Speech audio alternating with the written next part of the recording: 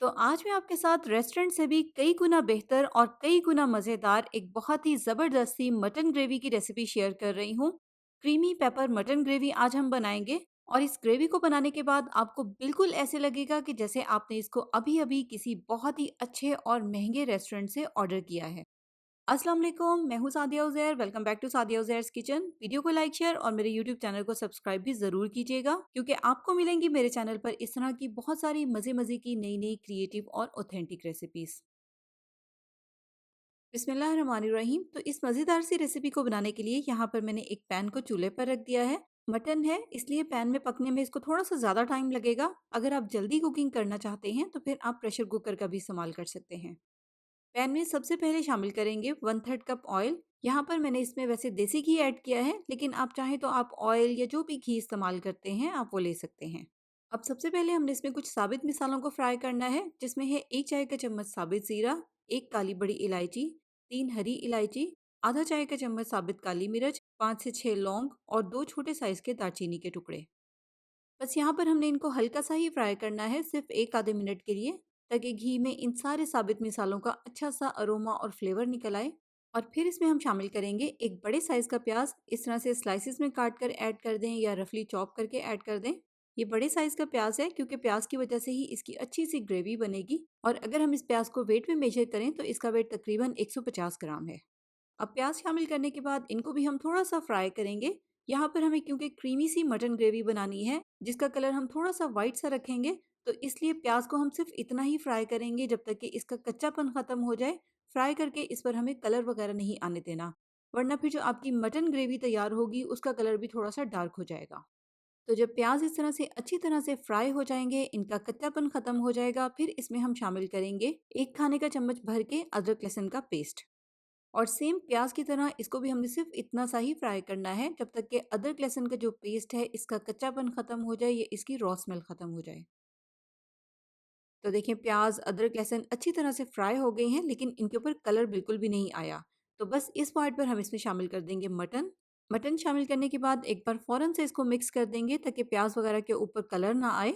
यहाँ पर मैंने 500 ग्राम मटन लिया है, छोटी-छोटी सी बोटी में कटा हुआ। अगर आप ज़्यादा क्वांटिटी में ये रेसिपी बनाना चाहते हैं तो फिर इसी हिसाब से आप रेसिपी के सारे इंग्रीडिएंट्स को 2 गुना या 3 गुना कर दें। मटन शामिल करने के साथ ही हमने इसमें शामिल करना है 1 चाय का चम्मच या हस्बे ज़ायक़ा नमक और सिर्फ़ 1/4 टीस्पून या 2 चुटकी इसमें शामिल करेंगे हल्दी। ये हमने सिर्फ़ हल्के से येलो कलर के लिए ऐड करनी है, जो कि सालन में बहुत अच्छा लगेगा। बस गोश्त, हल्दी और नमक शामिल करके इसको हम अच्छी तरह से भूनेंगे 3-4 मिनट के लिए, जब तक कि गोश्त का जो कलर है वो पिंक से व्हाइट सा हो जाए। 3-4 मिनट तक गोश्त की अच्छी तरह से भुनाई करने के बाद अब गोश्त को गलाने के लिए इसमें हम शामिल करेंगे 2 कप गर्म पानी। जैसे कि मैं आपको अक्सर बताती हूँ कि अगर कुकिंग के दौरान हमें गोश्त में पानी शामिल करना पड़े तो हमने सिर्फ गर्म पानी ही ऐड करना है, ठंडा पानी ऐड नहीं करना। तो आप देखिए पानी शामिल करते ही गोश्त पकने लग गया है क्योंकि पानी गर्म था। बस अब इसको हम कवर करेंगे, कवर करके फ्लेम को बिल्कुल हल्का कर देंगे। हल्की आंच पर इसको पकने देंगे जब तक कि गोश्त अच्छी तरह से गल जाए। इस तरह से पैन में गोश्त को गलने में तकरीबन 1 घंटे का टाइम लगेगा। अगर आप गोश्त को प्रेशर कुकर में पकाएंगे तो 12 से 15 मिनट में गोश्त अच्छी तरह से गल जाएगा। बाकी गोश्त के गलने की टाइमिंग आप अपने हिसाब से चेक कर लीजिएगा। अब यहाँ पर गोश्त जो है वो बहुत अच्छी तरह से पक गया है। आप देखें इसमें एक्स्ट्रा पानी भी नहीं है। बस अब इसमें हम कुछ स्पाइसेस ऐड करेंगे। सबसे पहले शामिल करेंगे 1 चाय का चम्मच भुना और कुटा हुआ ज़ीरा, 1 चाय का चम्मच धनिया पाउडर। इसके अलावा 1 कप इसमें दही शामिल करेंगे, जिसको हम अच्छी तरह से फेंट कर स्मूथ करके ऐड करेंगे ताकि पकाते हुए इसमें फुटकियाँ ना बने। तो बस दही और ये स्पाइसेस ऐड करके अब हमने इसकी अच्छी तरह से भुनाई करनी है ताकि ये थोड़ा-सा ड्राई भी हो जाए और ग्रेवी की हमें रिक्वायर्ड थिकनेस मिल जाए। तो देखें ग्रेवी अभी रिक्वायर्ड थिकनेस से थोड़ी-सी पतली है। बस जब ग्रेवी इस तरह की हो जाएगी तो फिर इसमें हम शामिल करेंगे आधा चाय का चम्मच गरम मसाला पाउडर, सवा चाय का चम्मच या हस्बे ज़ायक़ा ताज़ा कुटी हुई काली मिर्च, 3-4 खुश्क वाली लाल मिर्चें और थोड़ी-सी हरी मिर्चें और 1 चाय का चम्मच कसूरी मेथी। अब यहाँ पर ये जो हमने गरम मसाला, काली मिर्च या जो ये खुश्क वाली लाल मिर्चें हैं, इनको हमने बिल्कुल लास्ट में ही शामिल करना है। अगर आप इनको थोड़ा-सा पहले या स्टार्ट में शामिल कर देंगे तो फिर आपकी ग्रेवी का जो कलर है वो बिल्कुल ख़राब हो जाएगा, काला-सा हो जाएगा। तो बस ये सारे स्पाइसेस ऐड करके हल्की आँच पर इसको हम 1-2 मिनट के लिए पकाएँगे। चाहें तो आप इसको कवर करके भी पका सकते हैं इस पॉइंट पर। लेकिन ज़्यादा टाइम के लिए नहीं, सिर्फ़ 1 आधे मिनट के लिए, क्योंकि यहाँ पर हमारी जो ग्रेवी है वो बिल्कुल तैयार होने वाली है।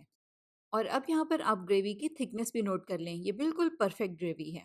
इस टाइप के जितने भी सालन हैं, अगर हम इनकी ग्रेवी को रिक्वायर्ड थिकनेस से थोड़ा-सा पतला रखें तो बेस्ट रहता है, क्योंकि सर्विंग बाउल में निकालते-निकालते ही इनकी जो ग्रेवी है वो थोड़ी-सी और थिक हो जाती है। बस जब ग्रेवी इस तरह से बिल्कुल परफेक्ट हो जाएगी, तो फिर इस पॉइंट पर हम बिल्कुल लास्ट में इसमें मिक्स करेंगे 2 टेबलस्पून क्रीम। और जैसे-जैसे आप इसमें क्रीम मिक्स करते जाएँगे, वैसे-वैसे आप देखेंगे कि ग्रेवी का जो टेक्सचर है वो बिल्कुल ही चेंज हो जाएगा। बस क्रीम शामिल करने के बाद हमने इसको सिर्फ़ 1 आधे मिनट के लिए ही मीडियम फ्लेम पर पकाना है, इससे ज़्यादा हमने इसको नहीं पकाना, बस इतना सा ही पकाएँगे जिसमें कि क्रीम अच्छी तरह से मिक्स हो जाए।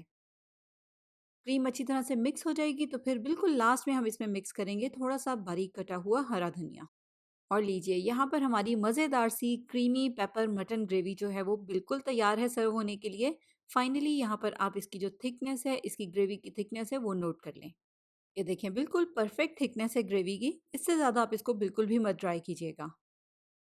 तो अब आप इस मज़ेदार सी क्रीमी पेपर मटन ग्रेवी को तंदूरी रोटी, चपाती या इवन घर की बनी हुई रोटी के साथ भी सर्व करेंगे तो ये बहुत मज़े की लगेगी। तो बनाएं और इंजॉय करें, बहुत ही मज़े की रेसिपी है और 100% रिकमेंडेड है। आप इसको बनाएंगे तो यकीनन आपको और आपके घर वालों को ये रेसिपी बहुत पसंद आने वाली है।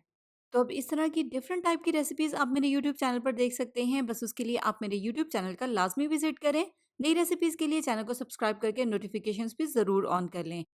तो रेसिपी कैसी लगी कमेंट्स में ज़रूर बताइएगा। अपना बहुत सा ख्याल रखिएगा, दुआओं में याद रखिएगा। Thank you for watching. अल्लाह हाफ़िज़।